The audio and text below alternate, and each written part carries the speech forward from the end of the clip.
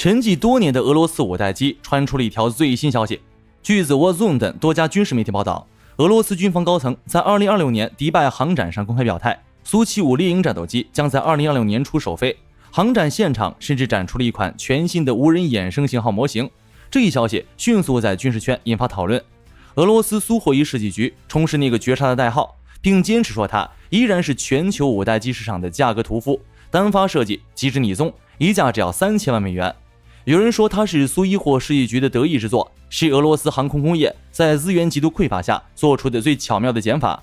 也有軍事專家毫不留情地痛批，它根本就是一頭困在 PPT 裡的沙盤猛獸，是又一個只能擺在紅場供人參觀的昂貴花瓶。這架代號絕殺的戰機已經畫了5年的大餅了，首飛日期從2023年一路滑到2026年，它真的能飛起來嗎？在美國及歐盟全面制裁、高端微電子芯片供应徹底中断的今天，它機頭裡裝的那部有源相控阵雷達，會不會只是一台帶着巨大天線的老式計算機？面對全球部署已經超過1300架，構建起北約絕對制空權的 F-35，這記原本想要終結對手的絕殺，真的能說到做到嗎？今天就讓我們一起把俄軍吹上天的蘇75徹底拆解，看看光鮮亮麗的模型背後是終結戰場的絕殺，還是另一個只能在閱兵式上引起轟動的昂貴玩具。首先，一個冰冷的事實擺在俄羅斯軍方的眼前，他們寄予厚望的蘇75至今沒有飛起來。2021年迪拜航展，蘇75以全尺寸模型首次公開亮相。當時俄羅斯軍方不可一世，官方对全球買家宣布2023年完成首飛，2026年正式进入量產階段。現在已經是2026年了，首飛時間表一推再推，從2023年滑到2025年，到了2025年，官方又開始含糊其辭，說推遲到2026年底。其實俄羅斯人對這種現象並不陌生，早在這次航展上，俄記集團總裁切梅佐夫就用一句奇怪的比喻打了預防針。他說，生孩子只需要9個月，但造出一架能飛的飛機要久得多。在航空產業界，進度嚴重拖延往往暴露2個致命問題：資金鏈斷裂和技術壁壘。蘇霍伊設計局開發蘇75的商業模式，說白了就是空手套白狼，先拿出精美的 PPT 和炫酷的全尺寸模型，去吸引中東石油大亨拿出真金白银聯合研發，跟當年拉着印度搞蘇57的套路一模一樣。阿联酋一開始確實很感興趣，畢竟誰不想擺脫對北約武器的絕對依賴，擁有自己的五代機。當時甚至傳出阿聯酋準備出資數十億美元的消息，但隨着俄烏戰局徹底陷入血腥泥潭，一切都變了。俄羅斯軍工產能被迫全部傾斜到現役消耗性裝備，前線需要蘇35彌補損失，需要成千上萬的自殺式無人機，需要主戰坦克，需要海量的火炮彈藥。現在的俄羅斯什麼資源都缺，最缺的就是拨給這種未來項目的研發經費。據防務新聞2025年披露的內幕，由於看不到任何實質進展，阿聯酋已全面暫停對蘇75項目的資金挹注。中東土豪們轉過頭，直接捧着現金去買法國達索的陣風戰機了。沒有外部資金輸血，俄羅斯國防部自己根本無力撥款數十億美元去強推一款原本定位為出口外匯的戰機。蘇75的高昂研發費用，如果換算成前線急需的武器，足夠購買數千甚至數萬枚柳葉刀巡飛彈。莫斯科的決策者很清楚這筆賬怎麼算。對比一下大洋彼岸的美國，洛克希德马丁的 F-35從首飛到大規模裝備，展現了令人難以置信的工業執行力。目前全球服役超過1300架，僅在2025年1年就交付了191架。蘇75呢，整整5年過去了，連一架能離開地面的原型機都沒有。這不是差某一個零件或某一種材料，這是2個大國之間整個軍事工業體系、管理能力和國家財力的全方位代際差距。我們現在做一個假設，如果蘇75真的排除了萬難飛起來了，它在戰場上到底能不能打？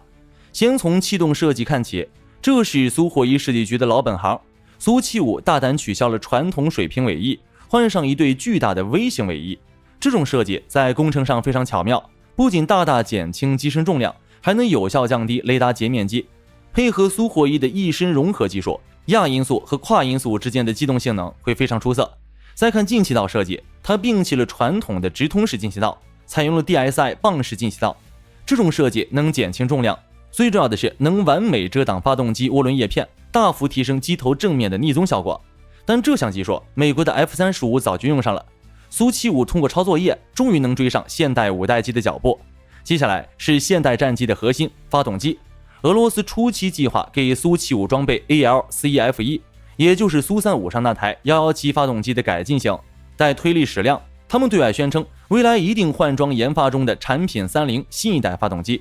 如果安裝成功，蘇75將具備超音速巡航能力，不開后燃器就能超巡，最高速度 1.8 馬赫。但這裡需要請各位注意，這又是一個建立在空頭支票上的如果。內部彈倉是他們紙面上吹噓的亮點。俄羅斯聲稱這架單發中型機的最大載彈量高達 7.4 噸，機腹主彈倉可掛3枚中遠程空对空導彈，兩側小彈倉掛近距格鬥彈。老實說，這些數字比 F-35漂亮多了。F-35在全逆zon狀態下，內部載彈量大約只有 2.5 噸，蘇75的賬面數據幾乎翻了3倍。但我們心知肚明，這僅僅是宣傳手冊上的美好想象。接下來要揭開蘇75最致命的軟肋——航電系統。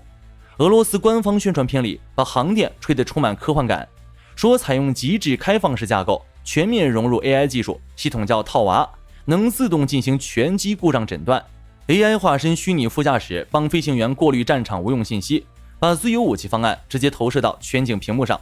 聽起來是不是非常有未来感？但最现實的問題來了，實現這些運算功能的電子元件和高端制程芯片，俄羅斯要從哪兒弄來？自俄烏衝突爆發以來，美國及歐盟對俄羅斯實施了史無前例的嚴厲制裁。先進微電子芯片、有源相控制雷達的核心收发組件、高精度紅外光學傳感器，這些現代戰機的大腦和眼睛都被北約掐住了脖子。沒有美國及歐盟的高端零部件，蘇75的雷達很可能只是裝着大型天線的舊式計算機。其實，俄羅斯在電子工業領域的短板，並不是今天才暴露出來的。還記得冷戰時期，蘇聯飛行員別連科駕駛米格25叛逃到日本，當時整個美國及北約都對這架3馬赫的怪物感到恐懼。結果，美國工程師拆開它的雷達，發現裡面裝滿了落後真空管。蘇聯宣傳冊上說，探測距離超過100公里，實戰中連50公里外的轟炸機都無法穩定鎖定。這就是缺乏先進電子工業底蘊的悲哀。半個世紀過去了，俄羅斯在微電子領域的短板依然沒有得到根本性解決。為了讓各位觀眾朋友們更直觀地看到代差，我們把蘇75和同是5代機的 F-35放在一個擂台上，進行一場客觀的對比。F-35不僅僅是一架飛機，更是美國軍工科技的巔峰之作，是一個完整的、不斷自我進化的龐大生態系統。目前全球已服役超過1300架，經過無數次高強度實戰檢驗，從中東的漫天黃沙到歐洲的冰冷空域，全球駐紮無處不在。洛克希德馬丁的超級生產線一年能穩定交付近200架新戰機，配套經過數十年檢驗的飛行員培訓體系和覆蓋全球各大洲的後勤補給網絡。F-35最強悍的是信息化作戰能力，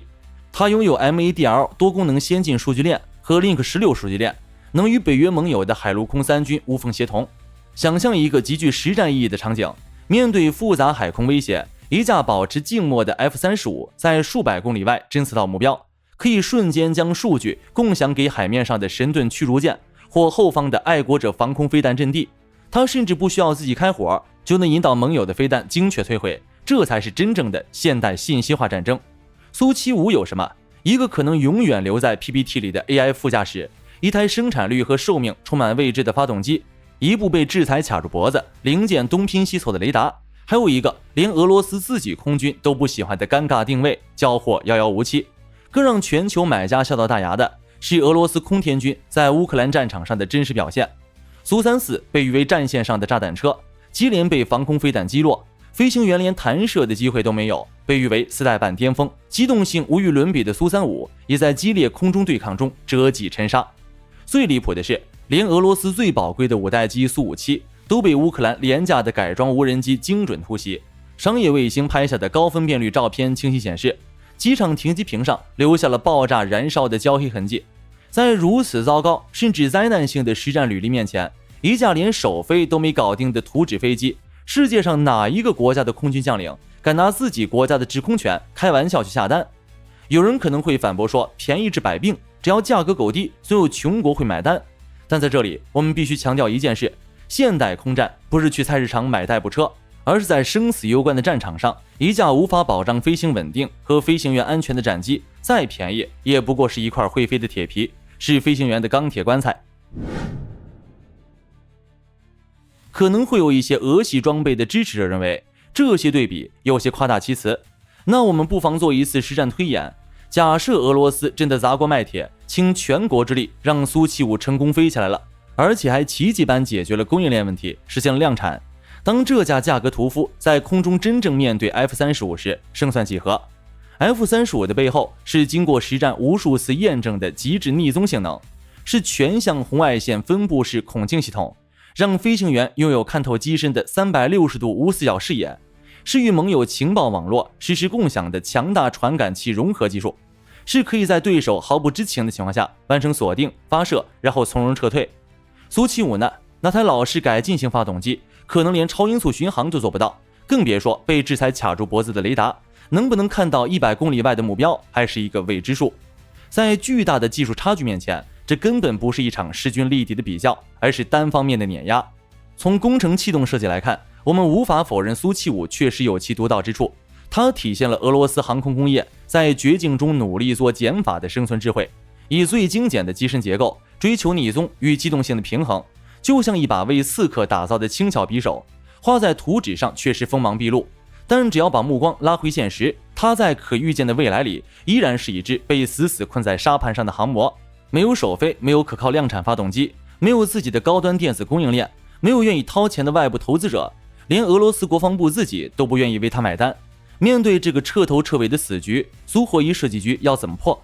俄羅斯媒體曾經大肆吹噓，說蘇75的誕生就是為了正面對抗 F-35，甚至狂妄地給它取了個代號叫絕殺。這裡我們可以用國際象棋規則做個比喻，所謂絕殺，應當是在棋盤上步步為營，通過精密戰略布局，最終將對手的國王逼到絕境，將死棋局。現在真實情況是什麼？ F-35 已經在地球這個大棋盤上布滿了千軍萬馬，蘇75連棋盤邊緣都沒摸到，還在場外拿着 PPT 畫大餅，沒有棋子上桌，連下棋的資格都沒有，怎麼去將死對手？美國軍工體系的強大，從不只是 F-35 這架飛機本身有多硬的實力，真正讓對手敬畏的是隱藏在這架戰機背後的龐大工業基礎，從最底層的基礎材料研發到頂尖製程的芯片製造，從高度自動化的規模生產線到覆蓋全球的前沿部署，從嚴格精密的後勤維護到持續不斷的軟件升級與硬件迭代。美國在軍事領域最全面的體現，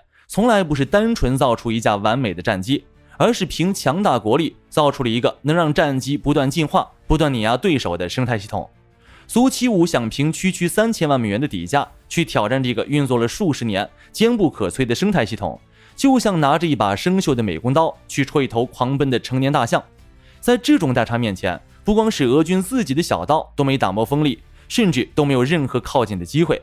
在幾十公里外的超视距空戰中，一架 F-35發射的 AIM-120 中程空對空飛彈就能把這場對決畫上句號。這就是五代機之間最殘酷的現實，你還沒看見對手，對手卻早已鎖定了你的死穴。本期關於蘇75絕殺的分析就到這裡，想和各位討論討論，蘇75吹了整整5年，連首飛都沒搞定，迪拜航展上又搬出一個無人衍生型號，各位覺得這是技術突破，還是 PPT 換了個新皮膚？假設你是國防部採購專員，你會為空軍去買這架充滿未知數的絕殺，還是願意多花點錢去買一架已經過實戰驗證、能提供絕對生存保障的 F-35？ 歡迎在評論區聊聊各位的看法。如果你喜歡這期視頻，別忘了點讚、訂閱、轉發，我們下期再見。